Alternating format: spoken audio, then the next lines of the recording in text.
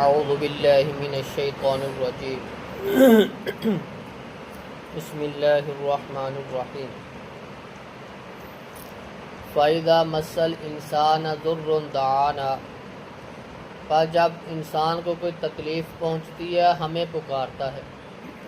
ثُمَّ إِذَا خَوَّلْنَاهُ نِعْمَةً مِنَّا، پھر جب اسے ہم نعمت اپنی طرف سے عطا کر دیتے ہیں، قَالَ إِنَّمَا أُوتِيتُهُ عَلَىٰ عِلْمٍ، کہتا ہے کہ بے شک یہ تو میرے علم کی وجہ سے ہے۔ بل ہی فتنۃ، بلکہ یہ ایک آزمائش ہے۔ ولیکن اکثرہم لا یعلمون، لیکن ان میں سے اکثر جانتے نہیں ہیں۔ قد قال الذین من قبلہم، تحقیق کہا تھا ان سے پہلے لوگوں نے بھی، فما اغنی عنہم، انہیں کچھ فائدہ نہ دیا، ما کانوا یکسبون، جو وہ کماتے تھے۔ فاصابہم سیئات ما کسبوا، پس ان کو پہنچے کی برائیاں جو انہوں نے کمائیں۔ والذین ظلموا من ہؤلاء، اور وہ جنہوں نے ظلم کیا ان میں سے، سیصیبہم سیئات ما کسبوا، ان قریب انہیں پہنچے گی برائیاں جو انہوں نے کمائی۔ وما ہم بمعجزین، وہ ہرا نہیں سکیں گے۔ اولم یعلموا ان اللہ، کیا انہوں نے جانا نہیں کہ بے شک اللہ یبسط الرزق لمن یشاء ویقدر، رزق کو بڑھا دیتا ہے جس کے لیے وہ چاہتا ہے، یقدر اور تنگ کر دیتا ہے۔ ان فی ذلک لآیات لقوم یؤمنون، بے شک اس میں نشانیاں ہیں ایمان لانے والی قوم کے لیے۔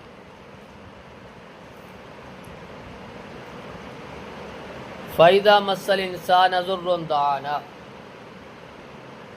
جب انسان کو کوئی تکلیف پہنچتی ہے تو پھر وہ ہمیں پکارتا ہے۔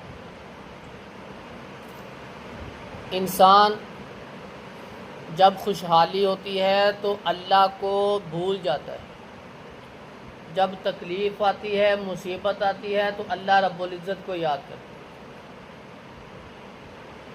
جب اللہ رب العزت وہ نعمت عطا کر دیتا ہے تو پھر یہ کہتا ہے میں بڑی محنت کی تھی، میرے کو بڑا ہنر سی، میرے پاس علم تھا۔ پھر وہ یہ نہیں کہتا کہ یہ اللہ کی طرف سے عطا شدہ ہے، وہ کہتا ہے میری محنت کا نتیجہ۔ قارون جب موسیٰ علیہ السلام نے کہا نا کہ کچھ اللہ کے راستے میں خرچ کر لیا کر، بڑا خزانہ تیرے پاس، کہنے لگا کیوں؟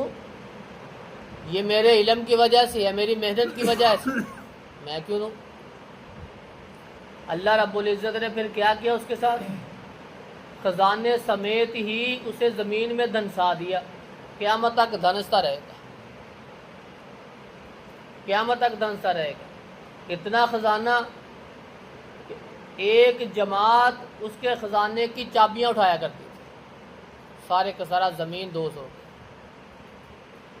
صرف کیا؟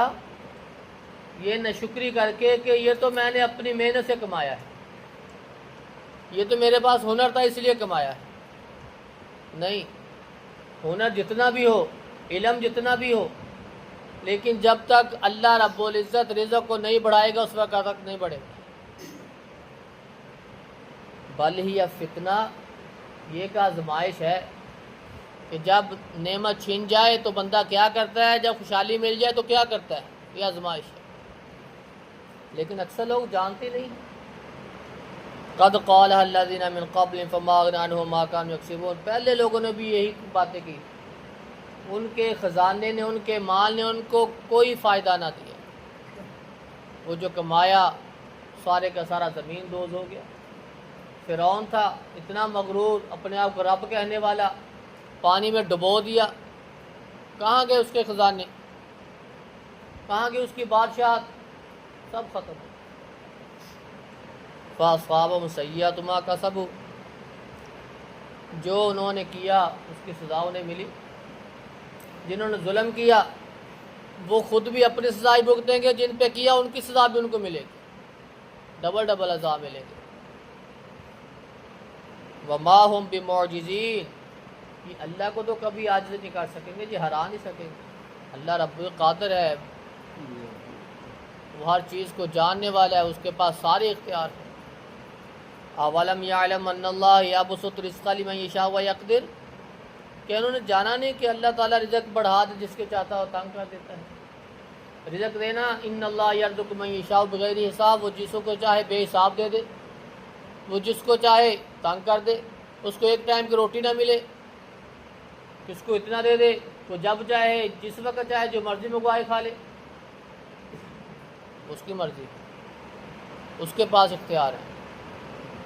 لیکن بندہ دوسرے کو دے کے حسد کرتا رہے، یہ کل کیوں میرے کو ہونا چاہیے دس، یہ انتہائی خطرناک بیماری ہے۔ اگر اللہ نے کسی کو نعمت دی، بھائی کو دی، تو دعا کرو اللہ اس میں برکتیں دے دے، مجھے بھی اس طرح کی دے دے، ایسی دعا کرے، نہ کہ اس کی ختم ہونے کی دعا کرے۔ ان فی ذلک لآیات لقوم یؤمنون، بے شک اس میں نشانیاں ہیں ایمان لانے والی قوم کی۔ اللہ رب العزت سے دعا ہے کہ اللہ رب العزت ہمیں اس اللہ کا جس نے ہمیں نعمتوں سے نوازا اس کے شکریہ ادا کرنے کی توفیق عطا فرمائے۔ سبحان ربک رب العزت عما یصفون وسلام علی المرسلین۔